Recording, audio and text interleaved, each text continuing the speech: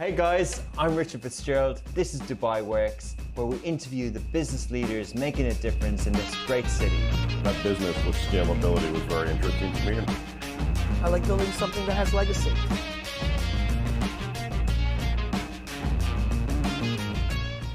Good morning and welcome to another episode of Dubai Works Business Podcast. It's the first one of 2022 and we have a great guest to kick off the year. We're joined by Monica Arango, who is the founder of Say Easy. I hope I'm getting the pronunciation right. It's a homegrown interior design studio that's challenging the design industry in Dubai by dedicating their work to transforming spaces into unique and creative destinations. Good morning, Monica. Good morning. How are you guys? Thank you so much for having me. I'm delighted to be here. And thank you for joining. Thank you for joining. We're both joining from our own homes today, so that might be a good omen for an interior design interview. So where are you based?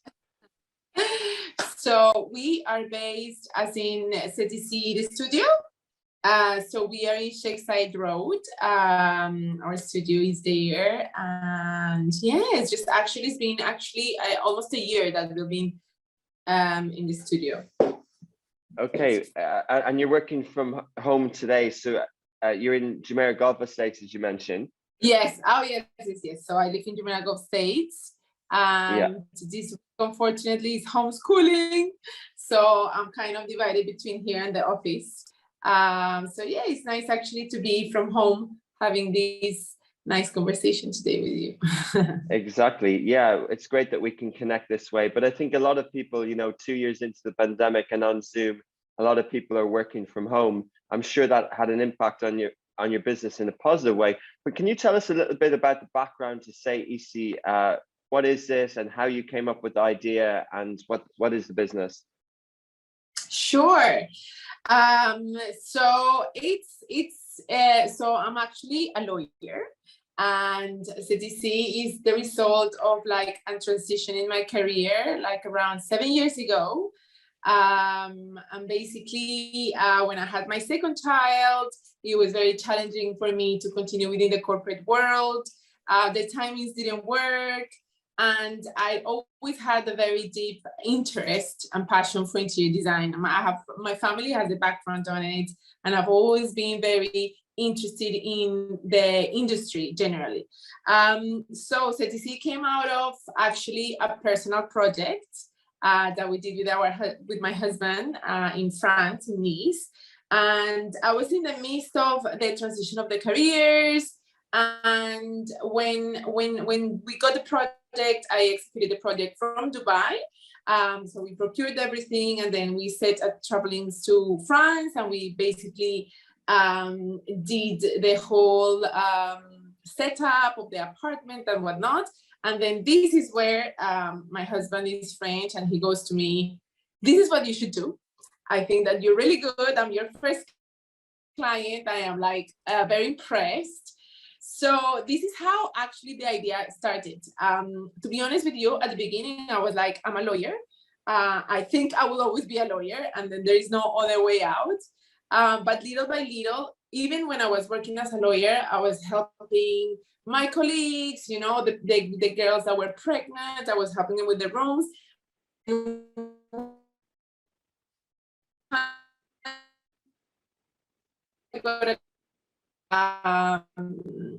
And set up, and that was back in 2017. And we started, so I started by myself first, and then after 6 months, I've partnered with Tati. She's left already. I'm by myself again. She went back to Colombia. But at the beginning of CTC was a very, as you said, homegrown company. We started very small team as well. It was 3 of us. And at the beginning, it was a very, more than interior design, it was like styling with a little bit of interiors for mostly expats. And from a very small project, we started to having a little bit more confidence in taking more projects, bigger projects, more residential projects. And it's been now, I would say 5 years and a half, 6 years, that the company has grown exactly as you said, from something that it was a transition career moment to a really nice studio based in Dubai, and we are now 9 of us. So yeah, that's a little bit of the background of CTC. It's unexpected to a lot of people, because a lot of people, when they see me or when they meet me, they expect that I have all this background, and which I don't. So it was really grown out of an idea. Amazing.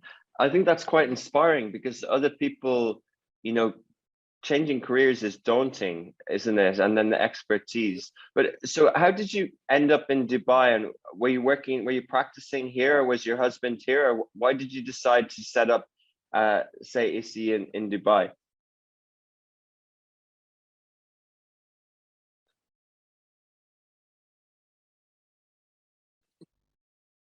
So we actually used to live in London, back in London, and in 2008, he got transferred to Dubai, and I was basically just starting my career in law. So I studied law, qualified in the UK.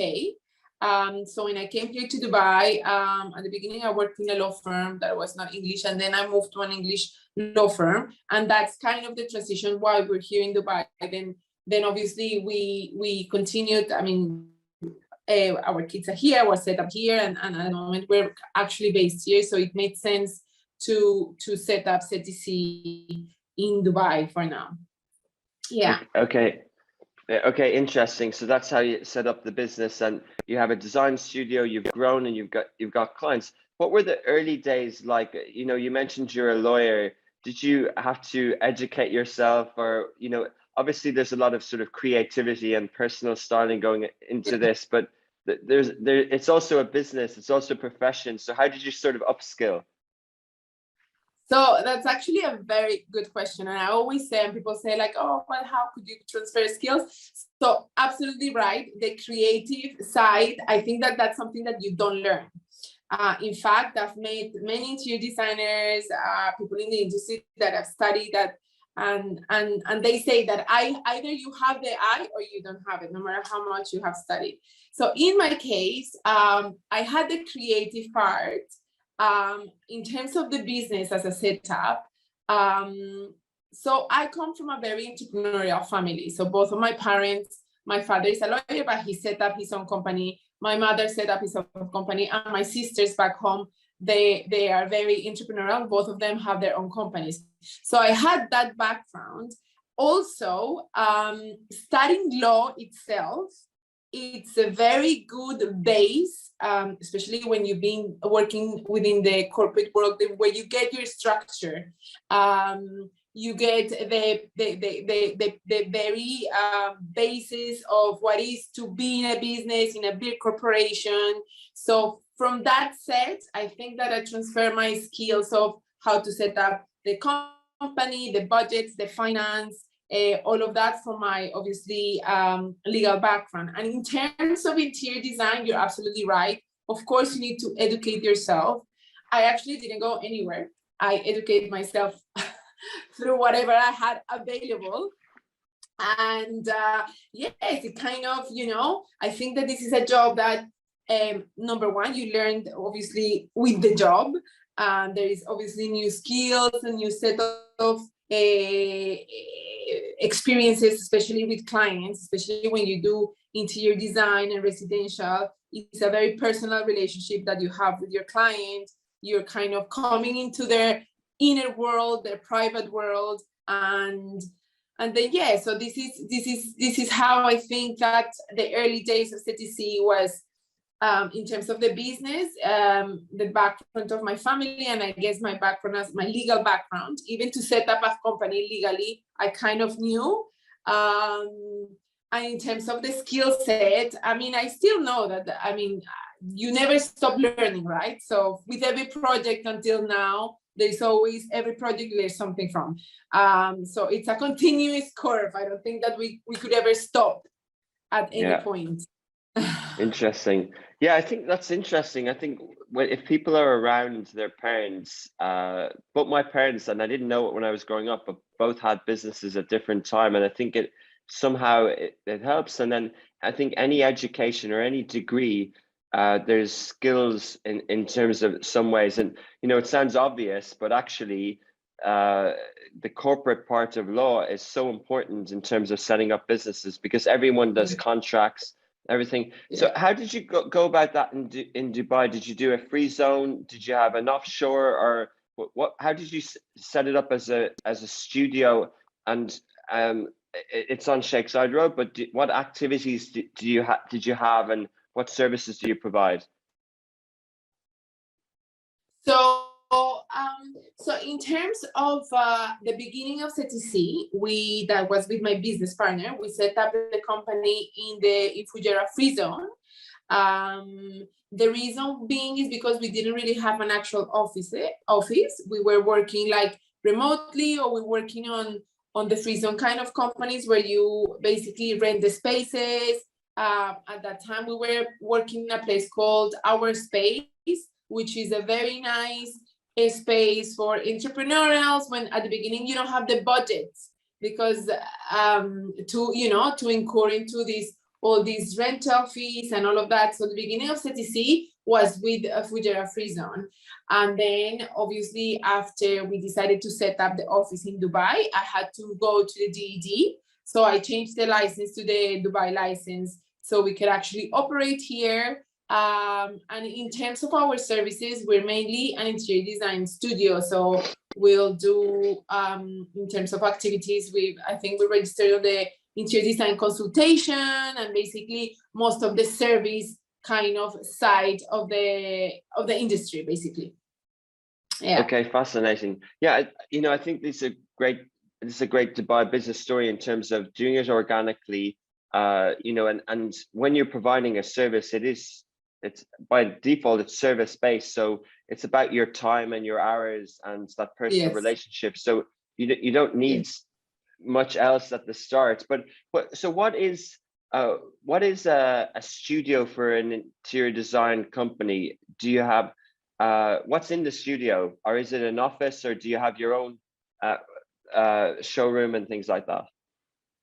So actually what you said is actually, I think is actually helpful for people, because there are many people that ask me so many questions at the start of a company and then the progress of a company. So for CTC, as you said at the beginning, we didn't need an office, but once you have a certain amount of clients and when you need a lot of other interior designers, you need a setup. You need a setup to, number one, create a kind of a structure for your team. So now we are a team, I think we are now 9 in the studio. So we needed, number one, that. For me, it was very important that everyone was in one space, and creating actually, I was very involved in creating we call it atelier, which is workshop. Okay. I created a company, I created the office to feel like home. So basically we invested a lot on the design. I really focused on most of my team members to be inspired, to come to work and see, okay, it's such a creative job that I wanted them to feel, number one, home, number two, inspired, and just feel like a really nice space to work. So as you enter our offices, it's very much CTC style. So it's set up. We have a co-working space, so all of them work together, and it doesn't have a lot of division, which I didn't like. So as you said, we're much more into teamwork, discussions, briefs on designs, and all of that. So I wanted the team to feel like a sense of togetherness. And in terms of, so most of the people that walk into our office, they're like, it doesn't feel like an office. And this is exactly what we wanted and what I wanted my team to feel. I didn't want them to feel, I want to go to work and sit in this boring desk. So everything has been like made by CTC, most of our furniture. So actually I'm very proud of it. Amazing. In terms of it is an office, it's in a showroom. Well, by default, I think it's a showroom because it definitely shows our aesthetic. So exactly what we do in terms of bespoke pieces, because we also design furniture, is also a very nice way to show people what we do. And in terms of the home feel as well. So, I mean, as you enter our office, you have music, you have the smell, you have like all this kind of activation of six senses that I wanted from the beginning, which is definitely felt by our clients and our team. So yeah, so I think that, but looking back, because when I was actually moving, we were almost in the pandemic, I mean, post, like it was 2020. So it was a very kind of, people were not really keen on going back to work. So a lot of people were like not approving of my decision. But today, now it's been like a year, and I feel that honestly, it was the best decision for us to move to the studio. That's amazing. There's so many good points there. Yeah, I think on the last point as well, things that people did during the pandemic might have felt against the tide at the time and might have felt against better judgment, but actually by doing something, by taking action, it's proven right, and you can kind of flourish afterwards. And you know, I think hibernating would have been the wrong choice in many industries. Obviously, some were more affected than others. But so fascinating listening, Monica, to how you described everything there. And you know, because at the start we kind of said that you were disrupting. But so when you're setting up a design studio, interior design firm, in this decade or the last decade, what do you do differently? What is it, more digital, or do you spot different trends, or what's different about, say, EC, or what's contributed to your success? So I think many things. I think it's a combination, I think, of many factors. I never say it's just one particular one. I think number one is the creative part. So our designs, I am very, very, very focused on creating different, original, and within that home feel. So, and this is actually the feedback that we get with most of our clients. They're like, I like you because we haven't seen this before or whatnot. So we actually have a rule within the team, is that we don't reproduce any piece of furniture or anything that we have seen in our different clients. So what we try to do is that creative part, because as you said, these days, to be honest with you, you have access to everything, right? So you get inspiration from everywhere, and it's a very easy avenue to copy paste. To copy paste what the States is doing, to copy paste what Europe is doing, what South America is doing, or any other designers. So I think that one of the focuses is that, to avoid the copy pasting of either Pinterest or whatever. You can get inspired from whatever part in the world or any avenue, but that creative part has been definitely a very defining factor. And in terms of, and I think that's one of the things that drive our clients, and you can see it in the end result of the designs. It's very difficult for you to compare one of our projects to another because they're so different, but at the same time, they have our stamp, which is exactly what we wanted, right? And then I think also I do believe in timing. And I think that I speak for the industry. So I think that COVID times were times where people in the world were very focused at home, right? So I think with all these traveling, the expat life, and I mean, I don't know about yourself, but for example, my husband travels a lot. Every other person that I know travels a lot, and the time at home was not perceived as important, especially when you are an expat, because you have that expectation that like, oh, why am I doing improvements in my home? Number one, it's not my home, the people that don't own. And number two, I'm probably gonna live in 2 or 3 years.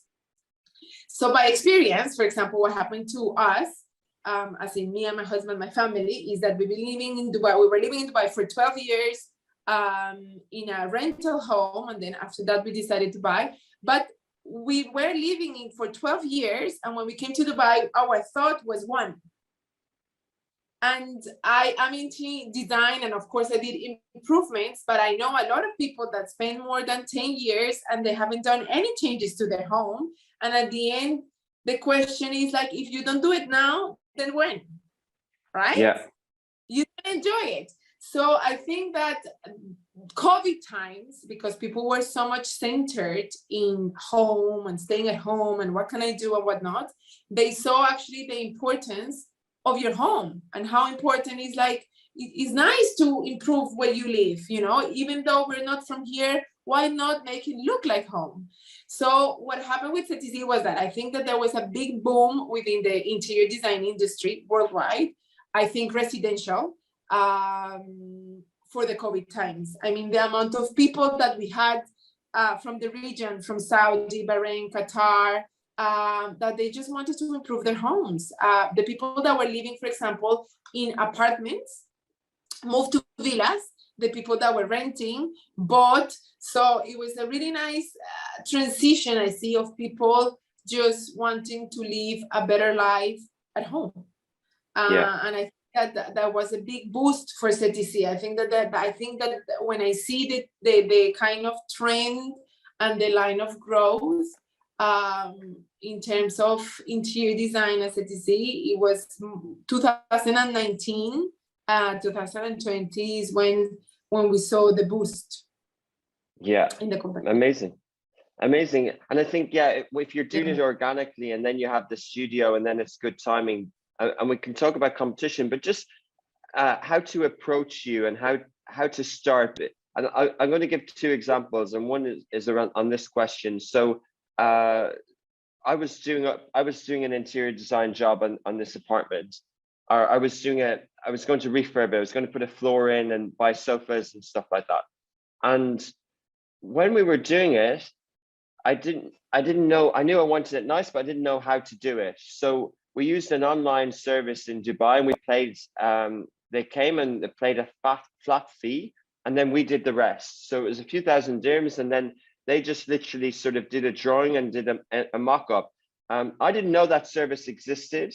I never would have thought of it in the past. I didn't really know how interior design firms worked, whether it was turnkey, whether it was full service.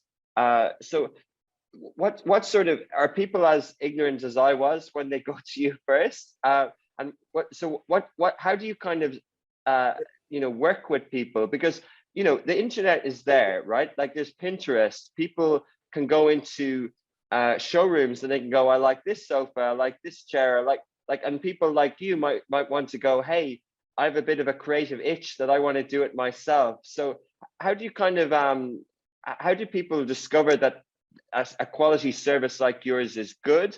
And then how do they approach you at the start?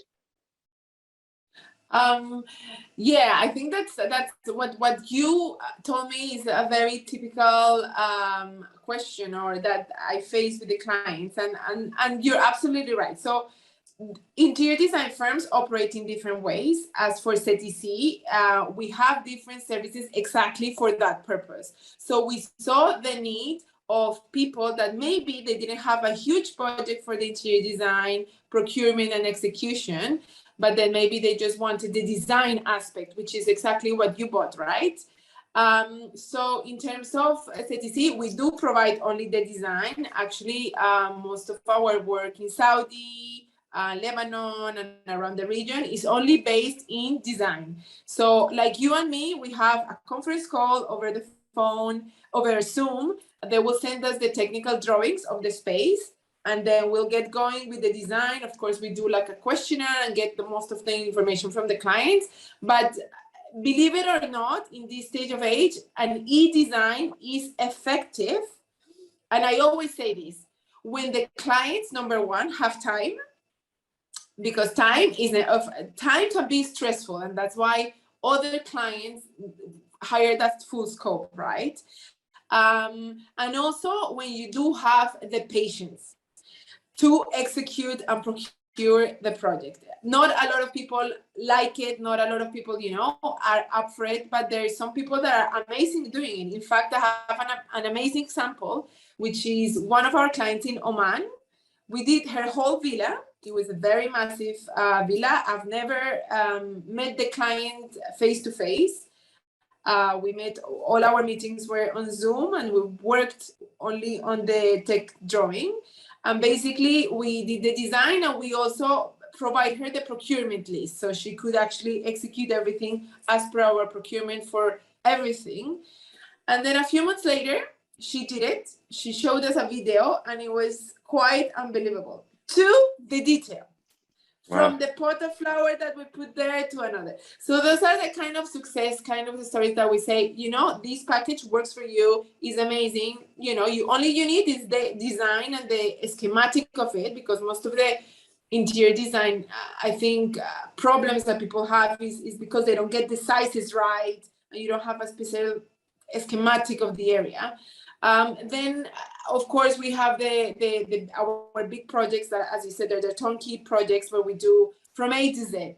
So we'll do the design, the procurement, and the execution. And basically, this is where our clients hand over the keys to us, and we do everything. So yes, we do have those two services because we do feel the need for both of them, and also in terms of the budget, and as I said, the need for the client sometimes is completely different. So yeah. Fascinating. Yeah, and again, I think it's an education thing, isn't it? Because some people think interior design is buying nice accessories and objects, but actually, if people watch design shows on TV, you can see how places can be transformed, and it is about architecture, it is about construction, and almost the accessories and the things we like on Pinterest is the last bit. Like that's just the fancy bit. But yeah, exactly. But it's a job, and there are people that, as you said, there are people that, and they don't have the time, or they don't have the patience, or they don't have the workforce. That's another thing. And then they just leave it to the experts to do the whole job. And then there are people that are absolutely fantastic at executing, and some people actually love it because they feel that it's their home, and if they have the idea like in front of them and they can execute it, then I think it's also like a yes, right? Yeah, fascinating. So the second question is the second story. So we were, as we spoke off air, and why we're on Zoom is because our new studios aren't ready yet.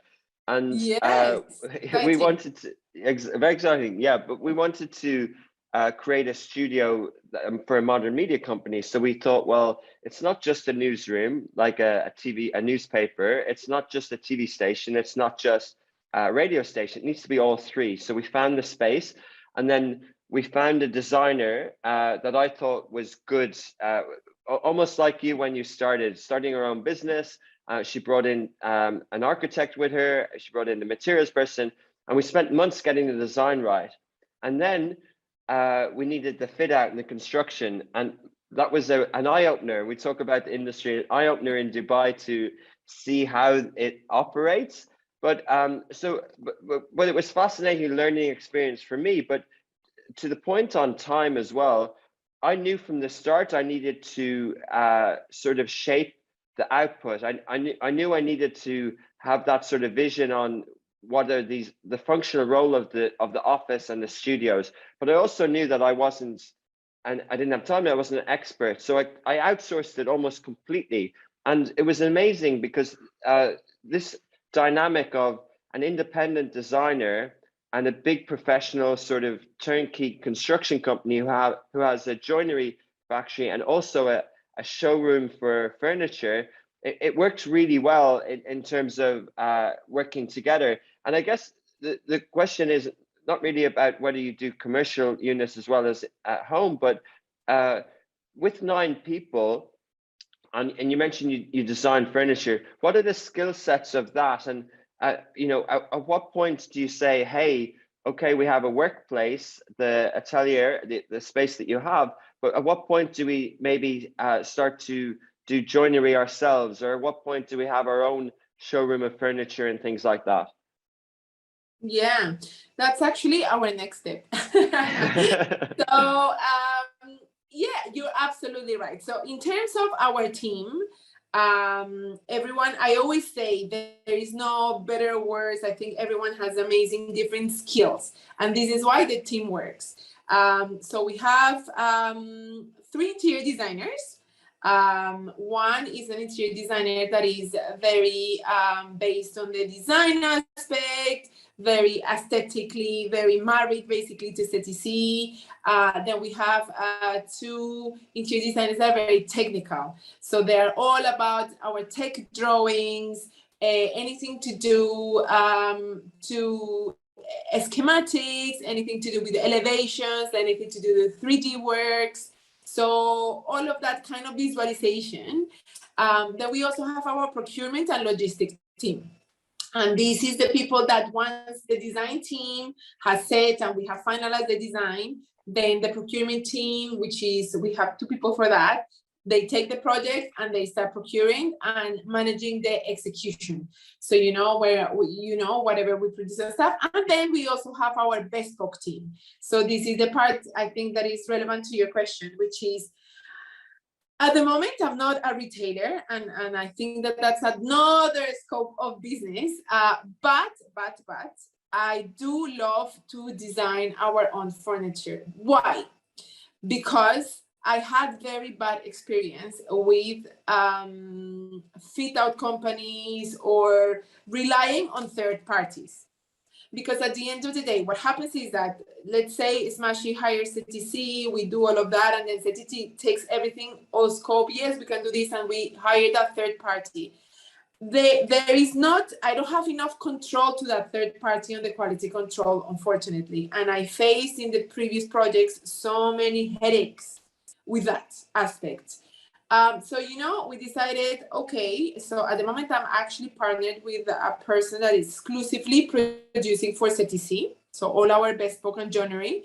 And then we produced all our technical drawings. So we design, we produce all the technical drawings for the furniture. And then I have a team member that is specifically for quality control of that. So once you have all this process and it's in-house, you have a lot of control. When you have a lot of control, you can deliver a nice product. So I think that aspect, to be honest with you, before we didn't have the team, I didn't have the budget. It was not, it was, I think it's as part of the company, it has grown to that because also we have the demand to that. But we were always very focused before on the design, and that's what we did. And they provided our design to the people that made it. But we missed always some sort of stage where the quality control was not there, the quality was not there, the design was not just made to the detail that we wanted. And this is when once I set up the team and I was confident enough, I think that's the moment where I was like, you know what, we're gonna do it our way, CTC way. And I think that, I mean, touch wood, of course there's always mistakes, but no, the results are honestly as expected. Like there is no more surprises. As you said, the delay point of delays in construction, in interior design is part of the process. But to have control of the delay is a different story, right? Yeah. When you don't have control, then it's you with the client. The third party doesn't have any relationship with your client, it's you.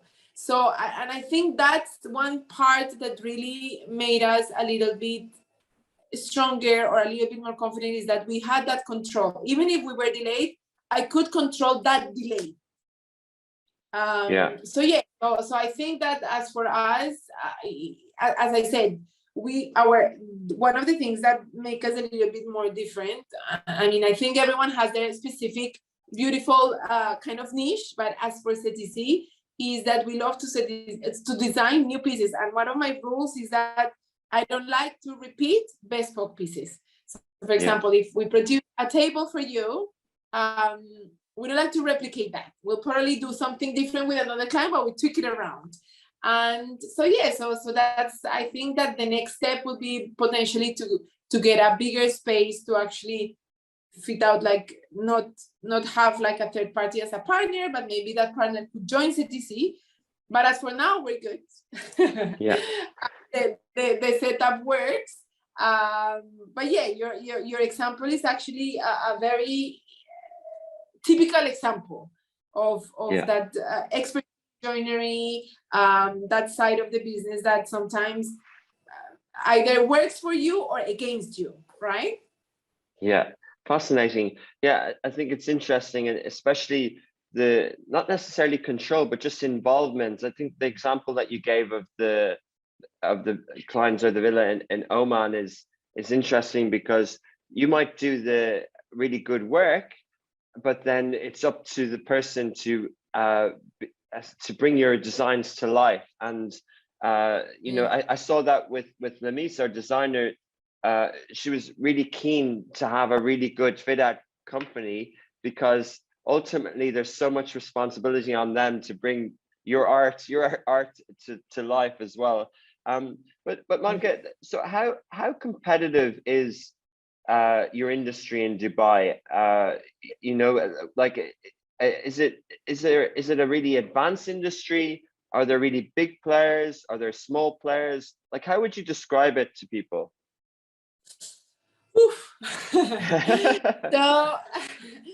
So I think, I mean, Dubai, if I say, I will say that it is one of the dream places for interior designers and architects.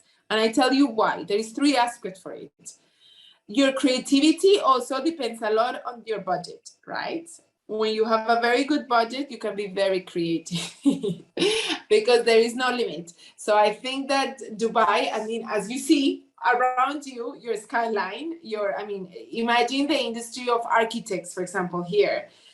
People that have been involved with the expo, people that have been involved with the Museum of the Future, people that have been involved. I mean, it's fascinating, because these are all these iconic places that are not being done anywhere else in the world.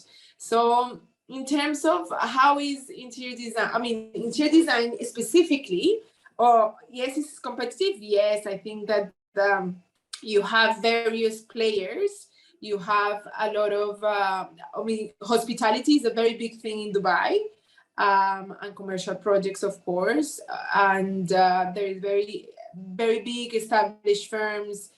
There's a lot of the international firms that have set up also in Dubai.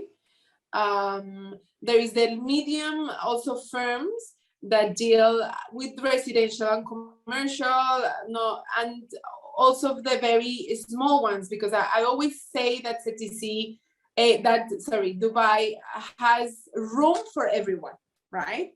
So I feel that in terms of scale, so the smaller business have the opportunity to be exposed, because at the end of the day, it's kind of a small market. So I think that you can be loud in a very small place. So for the smaller firms, for sure. And then for the big players as well, because then again, you have amazing investment here, you have amazing developments here, you have amazing prospects for the future. There is always something happening. I mean, despite the pandemic, I think that what happened with the trend of interior design, and this is what I hear, I think that commercial is definitely picking up now. But back in the day, 2020, what happened is that most of the huge firms that were focused on hospitality, hotels, big residential projects, unfortunately were freezed for a very long time, because all those commercial projects were freezed within the pandemic, right? And then what happened with interior design is that the small firms or the medium firms that focus in not very big projects, and they didn't have a very big overhead, they kind of sustained, right?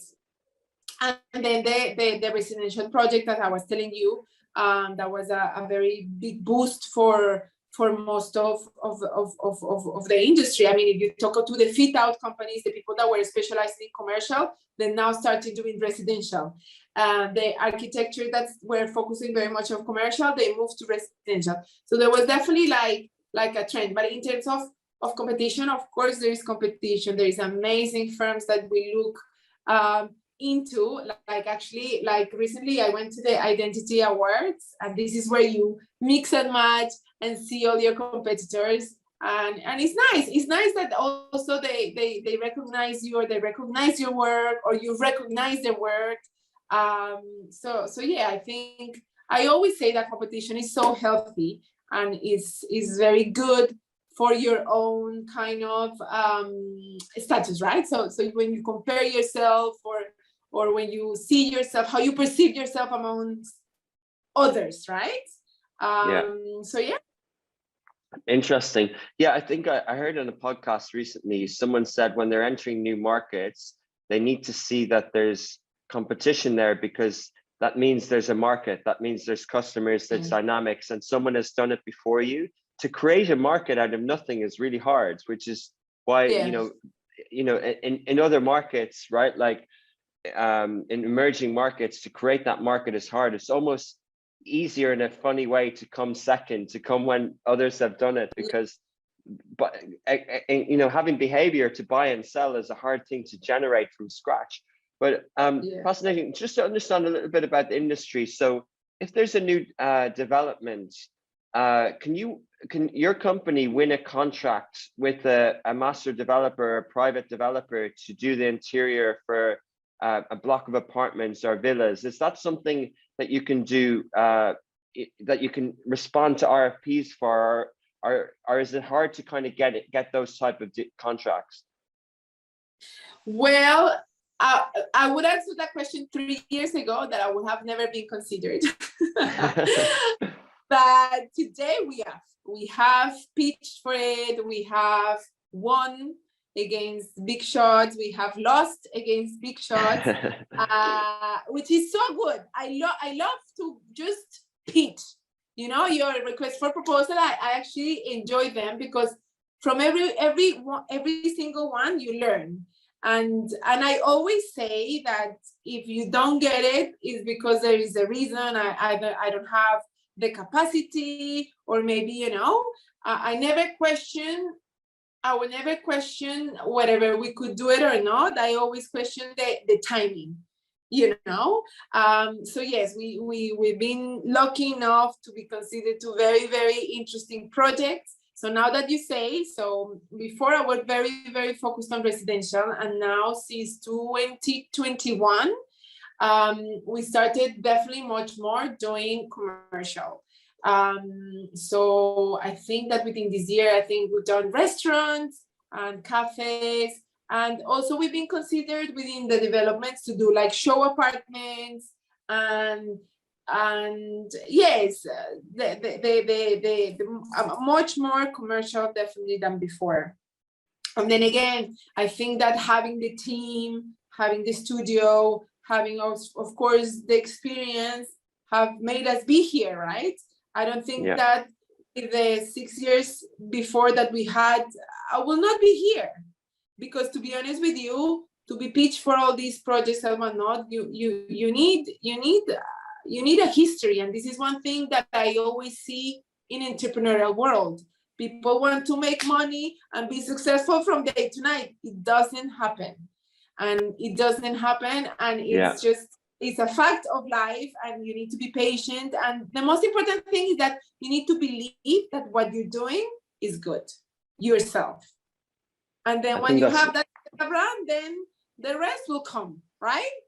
Yeah, I think you're really good advice. I think that's really good. And, when people say to you or to anyone who's built a business, hey, just accelerate the growth, just go faster. Like you can't, you have to kind of, and especially in your space, because listening to you, treating each project as an original is important. So scaling you can't just say, hey, we're just going to do 10 of these projects, make the same 10 shares. Like you have to kind of grow organically, but you can grow. You don't need to say, hey, let's just be boutique. We can only ever be small. You can scale, but it just takes time, right?